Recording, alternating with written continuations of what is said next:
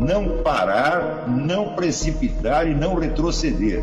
Então dizer para esse cara, sabe quando nós vamos parar? Nunca. Nunca na sua porca vida. Né?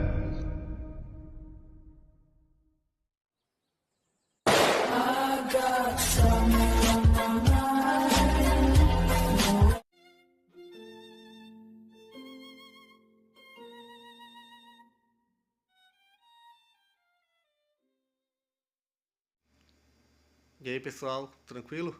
Então vem aqui antes do vídeo começar, pedir para vocês se inscreverem, quem não for inscrito, compartilhar, curtir, comentar.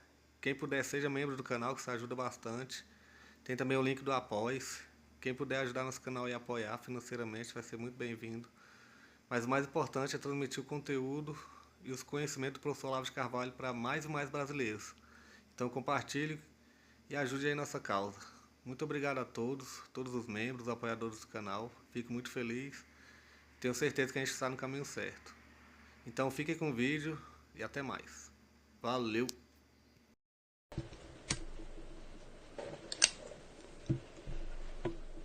O corpo humano está ali não para ser, como é que se diz, ocultado embaixo de uma camisa de força, mas para ser mostrado como modelo. Então você tem toda uma etapa educacional, que é a aquisição do autocontrole necessário para que você possa escolher o que o seu corpo vai expressar. Assim como, você veja, quando o sujeito aprende a tocar piano, o que ele está fazendo? Ele está proibindo os seus dedos de executar os movimentos que eles querem executar. E os está obrigando a executar um movimento que a sua mente lhes impôs. Quer dizer que no início isso é bastante forçado. Porém, aos poucos, aquilo vai criando um tipo de espontaneidade superior, onde você já não sente nenhum esforço. Mesmo o sujeito que está tocando, o pianista, ele sente o esforço, evidentemente, mas quem vê não sente esforço. Quer dizer, se tornou uma espontaneidade expressiva de segundo grau.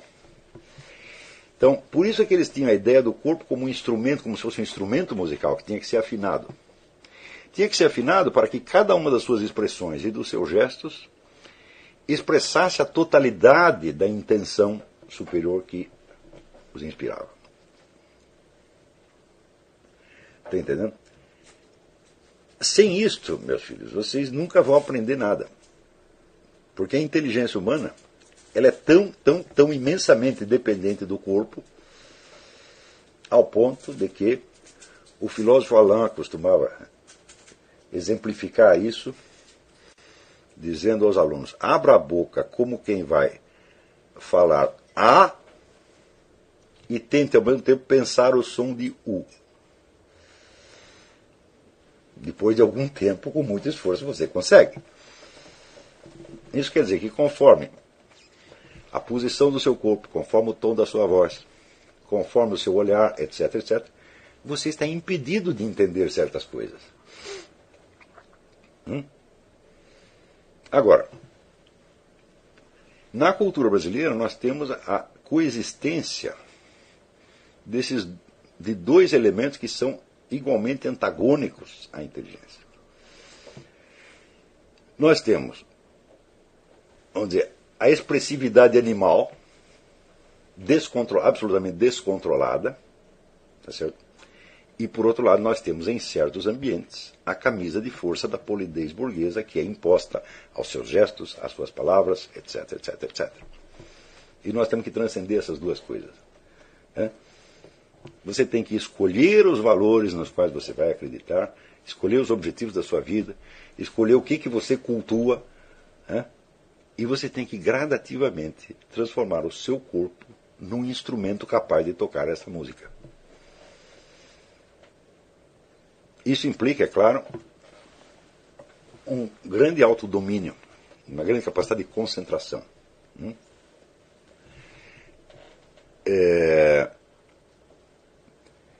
se nós tivéssemos um ensino totalmente presencial, onde os alunos tivessem aqui ao meu alcance, né, seria outra coisa, mas nós não temos. Então nós vamos ter que usar alguns artifícios para isso. Né? Uma disciplina que eu recomendo por desenvolver altamente a concentração é o Tai Chi.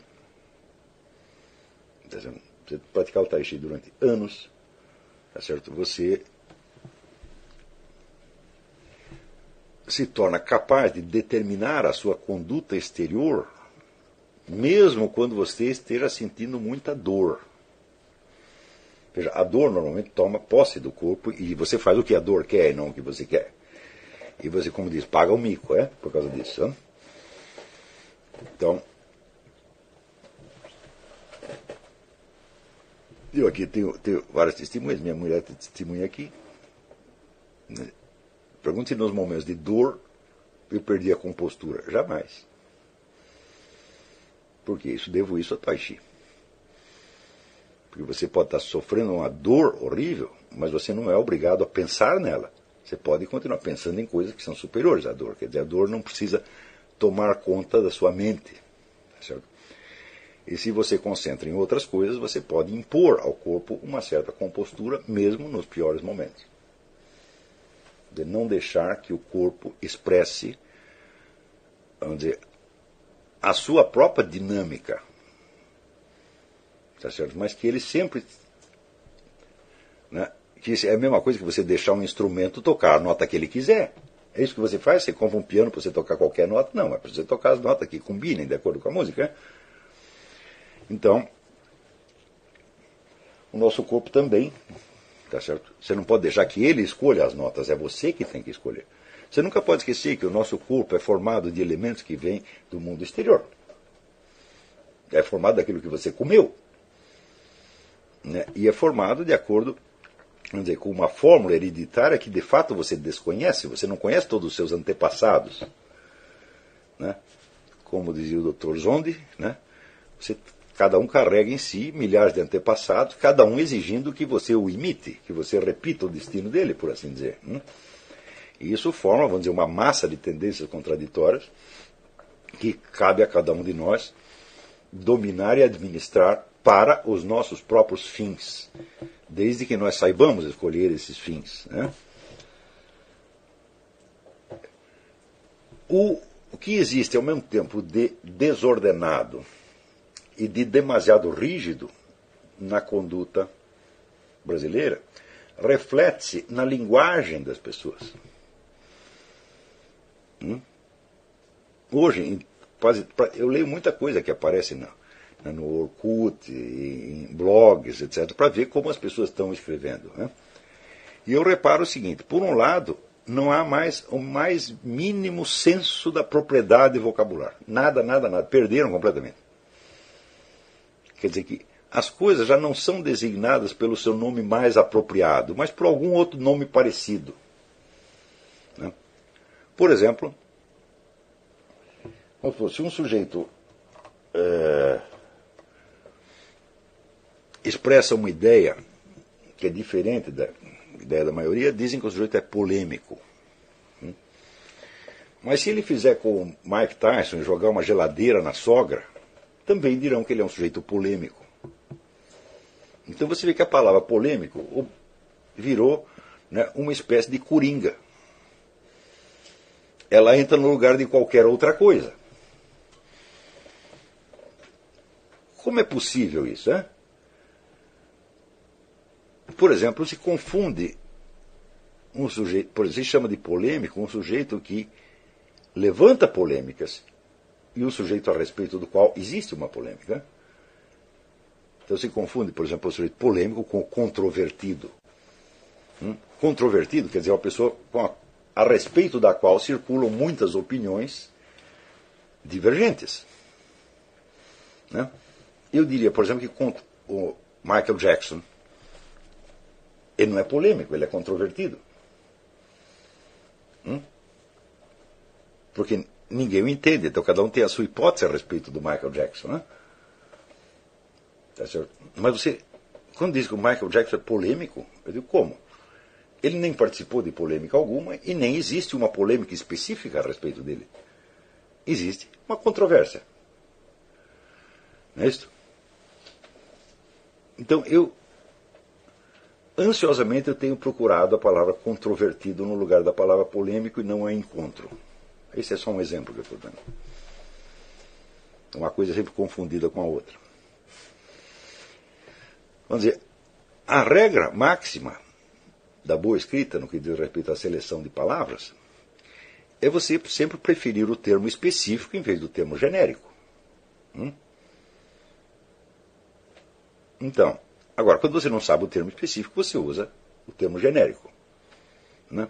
Como criança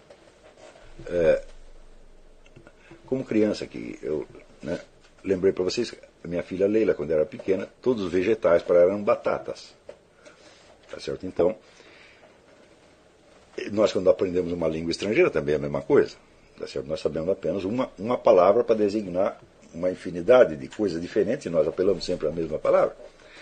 Só que quando você começa a escrever coisas que se destinam a ser lidas por um público, você não tem mais o direito de fazer isso. Você tem que buscar a palavra exata. Ora, quando não há a palavra exata, o que acontece? Você tem a impressão de que você não disse o que você queria dizer. Então, o que você faz? Você enfatiza e aumenta. A sua impressão é correta, quer dizer, você de fato não disse o que queria dizer. Mas você voltar a dizer a mesma coisa com pequenas variações, enfatizando e aumentando, não vai produzir nada, só produz um efeito cômico, né, de diferença entre a importância que você parece estar dando àquele negócio e a importância que a coisa realmente tem. Não é isso? Vamos dizer, esta ênfase deslocada, ela se transformou no Brasil numa verdadeira marca de estilo dos jornalistas profissionais. Não estou falando da juventude que escreve. Outro dia me apareceu o Paulo Henrique Amorim comparando o governo de Honduras ao nazifascismo. Digo, peraí, quantos campos de concentração tem em Honduras? Hein? Quantas pessoas foram fuziladas, né? Ou colocadas em trabalhos forçados por causa de ideias políticas? Nenhuma. Então o que há de comum? Não há absolutamente nada. Há o fato de que o seu Paulo Henrique Amorim, ele quer mostrar que as pessoas são odiosas, mas como ele não tem as palavras para dizer isso, ele apela à primeira figura de linguagem que lhe ocorreu, que é constituída de mero exagero, mero hiperbolismo, tá certo? Histérico, descontrolado. Praticamente todo mundo escreve assim no Brasil hoje. Isso é horrível, horrível, horrível, horrível. Para quem formou a sua mentalidade lendo grandes escritores e vendo a preocupação que os bons secretários de redação e editores de página tinham com a linguagem 40 anos atrás, isso é uma coisa assim tão deplorável. Eu me lembro quando eu comecei no jornalismo, eu tinha lá um editor-chefe que se chamava Ciro Franklin de Andrade, e o Ciro ficava com um lápis, né, corrigindo as nossas matérias, e quando alguém escrevia alguma absurdidade, ele recortava aquilo e grudava num mural com o nome do autor, para expô-lo à execração pública. Né? Depois de você aparecer no mural umas 3 ou 4 vezes, você começava a prestar atenção no que estava escrevendo. Hoje em dia simplesmente não há mais isso. Se você pega, por exemplo, as pessoas que são os chefes da redação, ou mesmo o ombudsman, quer dizer, o sujeito que é o crítico interno do jornal, só que os caras não sabem escrever. E eles não sabem que não sabem. Eles não têm a menor ideia que não sabem. Por quê? Eles escrevem para outras pessoas que pensam igual a eles. E que aceitam esses códigos. Então, quer dizer, são iletrados escrevendo para iletrados. Ora, se você entende a relação que existe entre consciência moral e inteligência, e a relação que existe entre o hábito corporal e a consciência moral, você entende que num país onde não haja um certo número de pessoas que possam servir de exemplos vivos de alta cultura e seriedade, claro que a moralidade vai cair. É? Por exemplo,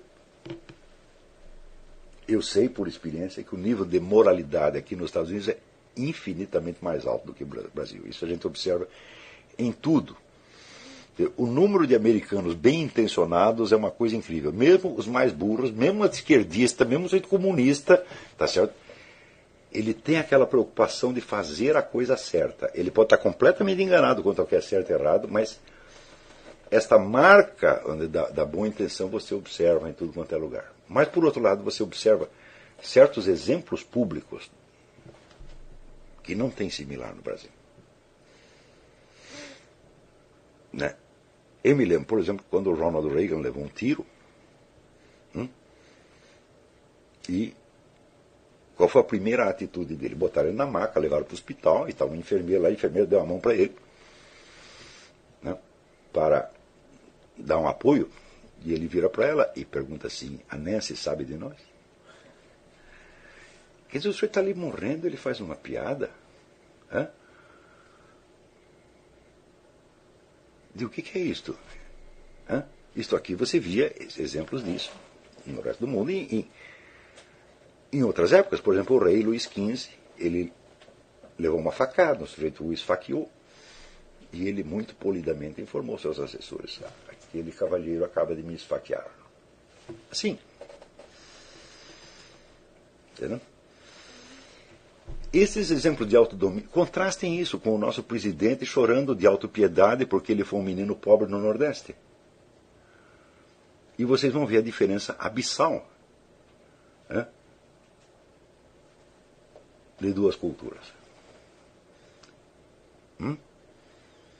E vocês vão entender também por que o Brasil, mesmo que o Brasil se torne o país mais rico do mundo, ele não será uma potência dominante jamais. Porque tem a mentalidade do lumpen proletário. É claro que a mentalidade do bebê chorão já entrou aqui. Tem sempre, quer dizer, nos anos 60 teve um jornalista brasileiro chamado Emil Fará que escreveu um livro chamado O País dos Coitadinhos, que era o Brasil, né?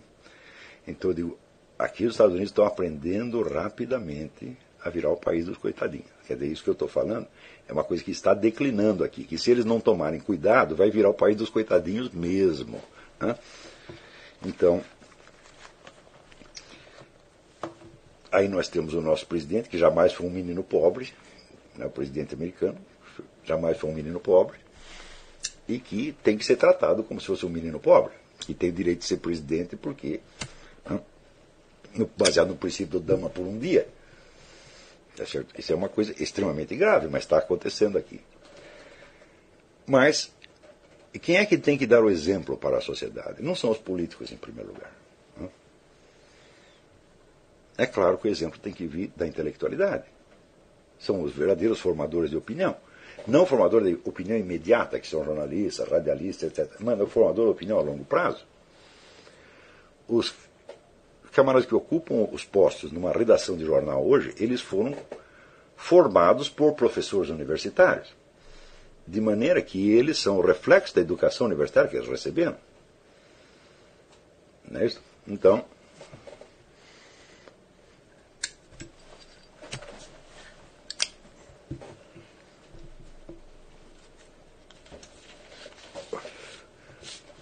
no Brasil você observa essa mistura, essa coexistência, né, de populismo e de rigidez hierárquica. Né? E as pessoas passam de uma coisa a outra com a maior facilidade. Quer dizer que o mesmo sujeito que é totalmente descontrolado, totalmente brega, como se diz, de repente ele começa a fingir que ele é uma pessoa muitíssimo educada, tá certo? E que ele não tolera, por exemplo, um palavrão ou uma piada suja. Quer dizer, e tudo isso é tão feio, é tão feio, tão feio. Agora, pensem o efeito que isso pode ter sobre as suas almas. Por exemplo, outro hábito que se tornou disseminado no Brasil nos últimos 20 anos é o da indignação fingida. Quer dizer, o sujeito, para mostrar como ele é bom e maravilhoso, ele tem que encontrar outro que pareça pior do que ele, e ele tem que se mostrar indignado, chocado com a má qualidade do outro.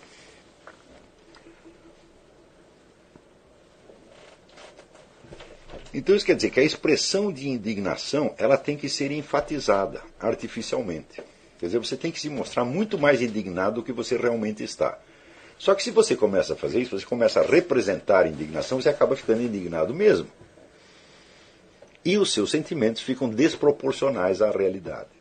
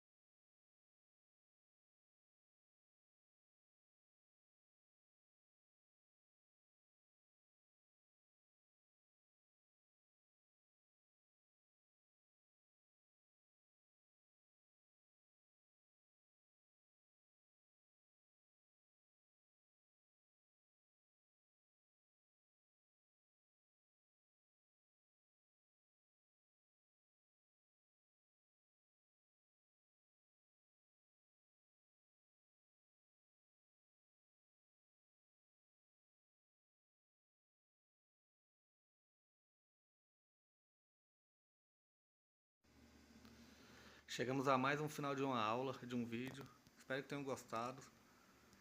Quem não se inscreveu ainda, se inscreva, compartilhe, comente. Ajude o nosso canal, apoie, seja membro. E ajude o nosso canal a chegar a cada dia a mais brasileiros que precisam muito do conhecimento do professor Olavo de Carvalho. Então é isso aí, fique com Deus, até o próximo. Valeu! Então é isso aí, pessoal. Que é o nosso canal. Que são alguns livros que eu já li. A maioria foi doação, mas alguns eu adquiri, professor Olavo de Carvalho. Alguns livros se perderam aí que eu emprestei, professor Alexandre Costa, a Bíblia Sagrada. 10 lições sobre Karl Marx. Indico a não ler esse livro, que é muito ruim mesmo. Alguns pensadores aqui que realmente, como o professor Olavo de Carvalho disse, não são pensadores. Valeu, tamo junto aí. Apoie nosso canal, seja membro.